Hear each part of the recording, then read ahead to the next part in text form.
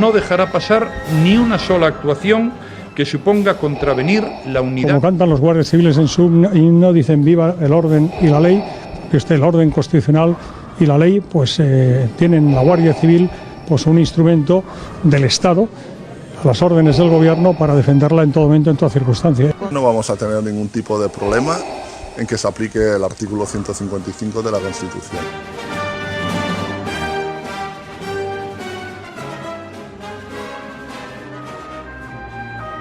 L'obediència d'aquest govern al mandat democràtic que vam rebre a les eleccions del passat 27 de setembre.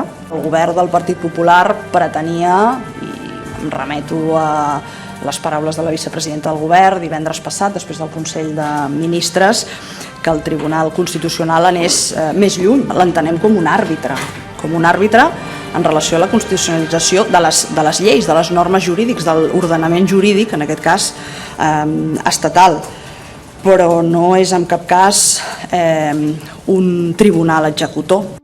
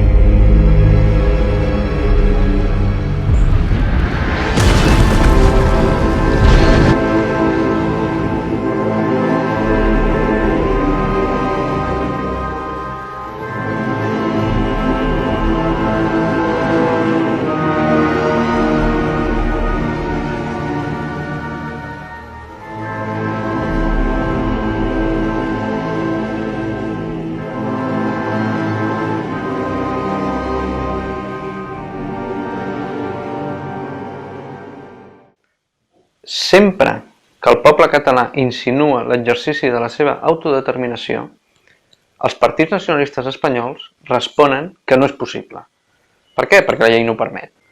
Afirmen que els partidaris del referèndum volen trencar l'estat de dret i van en contra de la convivència. Defensen que la decisió de la majoria obliga a acatar la Constitució, però la llei i la Constitució, com qualsevol altra norma jurídica, és interpretable. Afirmen que hi ha el límit de la llei i aquesta, si no agrada, es pot canviar al Parlament espanyol. Però per aconseguir això, de la mateixa manera que si es vol reformar la Constitució espanyola, cal ser majoria.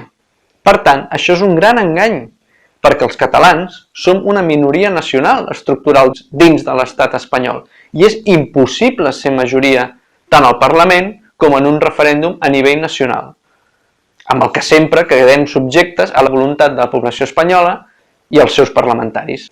Aquesta manera d'utilitzar la llei és desconèixer la realitat i s'oposa a les inevitables tendències de canvi que es donen en qualsevol societat per ignorar o derogar lleis antiquades o injustes. Constantment s'estan referint a que està fora de la llei el voler ser un estat propi, però qui decideix si una llei és injusta o no? Sempre és segons la consciència moral del qui li toca obeir-la o complir-la. Cap ordre legal pot aprovar una llei vigent que autoritzi a desobeir aquesta per raons morals. En això estem tots d'acord. Però les lleis que són injustes o que ho esdevenen són desobeïdes permanentment fins que l'ordre jurídic acaba canviant-les o les suprimeix. Així ho han fet i ho continuaran fent les societats que han progressat o volen progressar. Si les sufragistes del Regne Unit no haguessin desobeït, les dones, avui en dia, encara, no podrien votar. Si Rosa Parks no s'hagués sentat desobeint la llei d'Alabama, els negres seguirien viatjant a la part del darrere dels autobusos. Si George Washington no hagués desobeït la llei anglesa, els Estats Units no existiria. És molt probable que la legalitat espanyola i la legitimitat catalana topin en algun moment. I quan passi això, tots haurem d'analitzar l'actitud de desobediència que acabem de comentar ara. Però no oblidem una cosa, que els exemples anteriors se'n van sortir. Al Tocar venim de Terrassa i venim sobretot a dir que deixin, diguem-ne, d'encordiar-nos, que vegin que tenim força, que volem dir adeu a Espanya.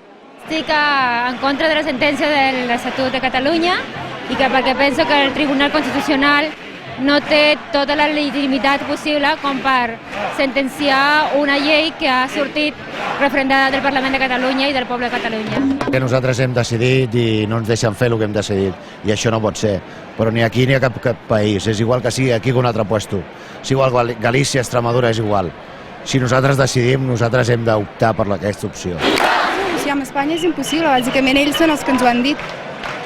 I ha quedat clar i ho han demostrat, per tant, és la via que ens queda. És a dir, hem aguantat massa, resulta que anàvem a buscar un estatut millor i ens hem trobat amb un estatut de can pixa. I si hem de continuar així, més val que pleguem, cadascú a casa seva i tots amics. Si estem junts serem invulnerables. No hi ha tribunal que ens tombi.